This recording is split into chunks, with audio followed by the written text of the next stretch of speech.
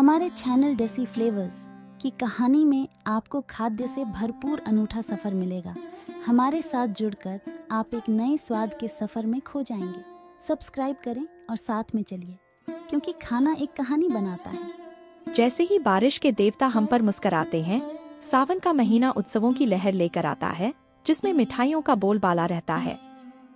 बाजार में बेहतरीन मिठाइयों की भरमार है और सबसे ज्यादा मशहूर घेवर है, जो नए नए रूपों और पारंपरिक स्वादों में उपलब्ध है, जो कई तरह की टॉपिंग से सजा हुआ है और अलग अलग साइज में उपलब्ध होता है। राजस्थान की एक स्वादिष्ट मिठाई घेवर भारतीय पाक विरासत की जीवंत पच्चीकारी में एक विशेष स्थान रखती है। इसकी उत्पत्ति मध्ययुगीन युग से जुड़ी हुई है। यह मीठा व्यंजन तीज के सांस्कृतिक उल्लास से घनिष्ठ रूप से जुड़ा हुआ है, जो मानसून के मौसम और भगवान शिव और देवी पार्वती के दिव्य मिलन का जश्न मनाने वाला एक प्रतिष्ठित हिंदू त्योहार है। घेवर का इतिहास राजस्थान की शानदार पाक कला को दर्शाता है। भारत में कई ऐसी मिठाइयाँ मिलती हैं जो अपने स्वाद के लिए काफी पसंद की जाती हैं। घेवर इन्हीं में से एक है, जिसके बिना राखी का त्योहार अधूरा माना जाता है। इसे मानसून में खाने का अपना अलग महत्व है। घी से बनी यह मिठाई कई लोगों की पसंदीदा मिठाई है। कुछ ही दिनों में राखी आने वाली है। इस मौके पर जानते हैं इस मिठाई का इतिहास। कुछ ही दिनों में राखी का त्योहार आने वाला है।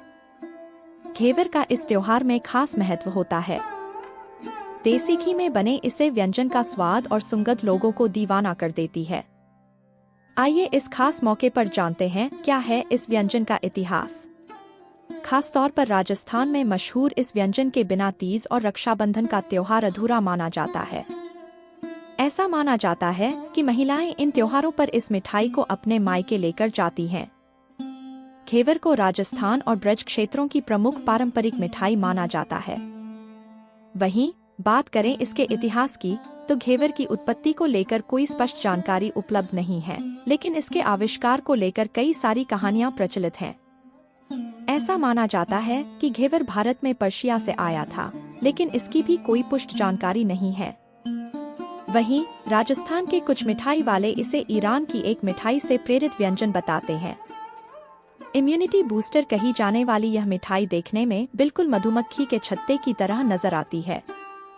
यही वजह है कि इसे इंग्लिश में हनीकॉम्ब डेजर्ट के नाम से जाना जाता है। इम्यूनिटी बढ़ाने में यह मिठाई खास तौर पर सावन में इसलिए खाई जाती है ताकि यह शरीर को रोगों से लड़ने की ताकत देता है।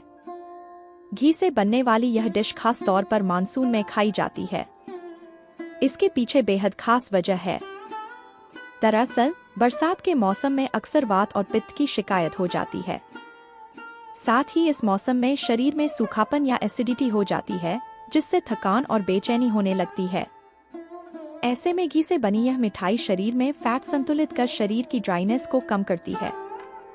साथ ही घी में बनी होने की वजह से बॉडी का कोलेस्ट्रॉल भी कंट्रोल रहे।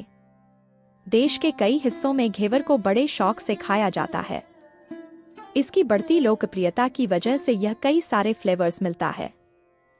आमतौर पर इसे मैदे और अरारोट के घोल से तरह तरह के सांचों में डालकर बनाया जाता है। हालांकि बदलते समय के साथ ही इसे बनाने के तरीकों में भी बदलाव आ गया।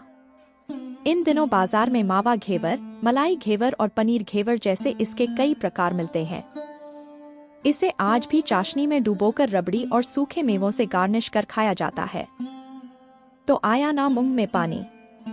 कैसी लगी ये जानकारी कमेंट में बताएं।